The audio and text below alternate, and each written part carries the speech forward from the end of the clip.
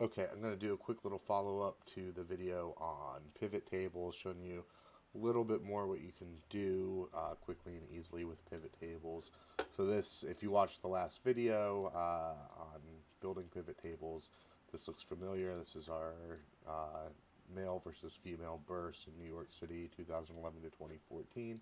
So quickly, we touched on this in the last video. So you can do any number of different functions. All you have to do is open your menu down here under the values box. Go to the value field settings. Here we go. So we've got some. You can also change this to account if you want. We can also change this to an average. Of course, because of the nature of these numbers, averages are meaningless. But if you did want to know an average, you could do it that way.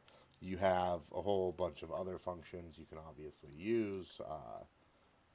Some count and average are your workhorses. They're going to do most of everything you need in Excel. If you're doing more advanced stuff, you obviously may need standard deviations and whatnot. But if you're doing that, you're probably not using Excel. So let's go back to count or sum. So then we can also go to value field settings, open this menu again. We also have this show values as tab. So this lets us, so right now we're doing no calculation. So this is just the raw data, the raw sum of our data. We can change it to, we've got, again, these three top options are most of what you're going to do. So we can do percent of row total. Let's start with that. There we go. So now we can see in our boxes here we have the percent of that row that value is.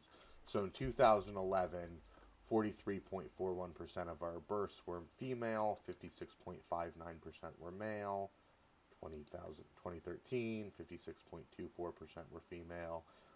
The grand total across all 4 years, 43.69% were female versus 56.31% male. We can look at that as percent of a column total. There we go.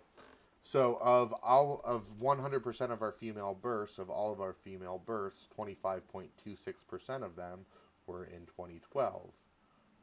24.88% of our male births were in 2013, and so on. And then the last thing you can do, you do this more rarely, but it does come in handy, is you can do the percent of the grand total. So this tells you of my grand total down here, all 100%, what percent is this? So of all the births, 10.59% of them were females in 2011. 14.01% were male in 2013. 56.31% were male total. 43.69% were female total. 24.91% were in 2013, and so on. So those are pivot tables. There's endless fun to be had.